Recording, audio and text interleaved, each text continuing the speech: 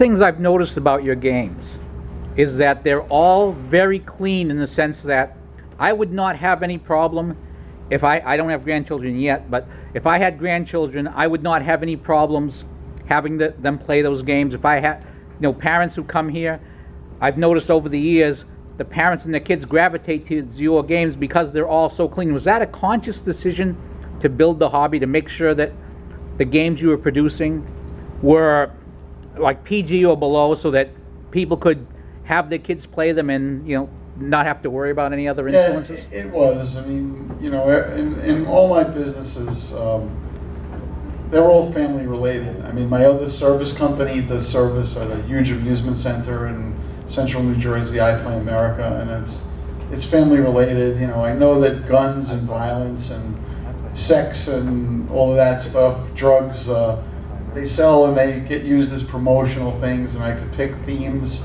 that really glorify a lot of that stuff. We're not going to do it.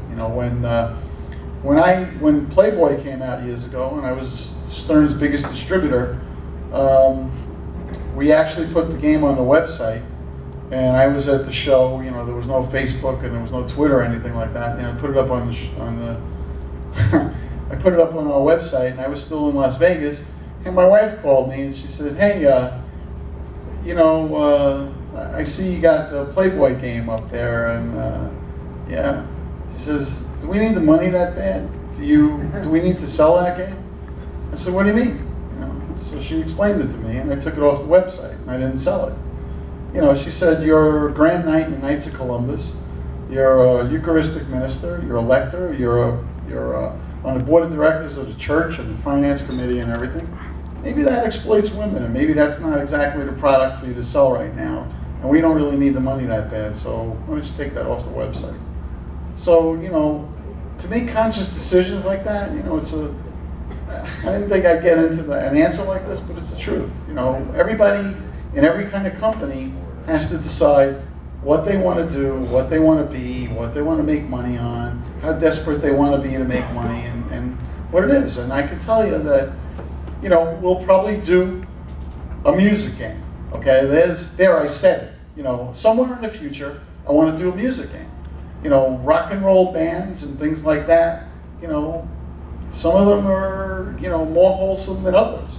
But I think most of them are in good fun. So, I don't get offended if Metallica has a cross in there because I'm Catholic. I don't take offense to that because they think it's just some kind of like design feature of the game.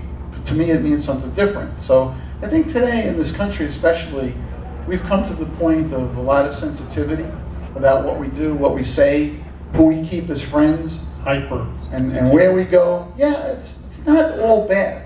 Some of it is too much and some of it is too little. And we all make our own choices. I think the long professorial answer to that is that, as long as I'm picking the themes and the ideas that the company does, we want to run a family show. That's what we want to run. So our customers respond to that, and we're happy about it.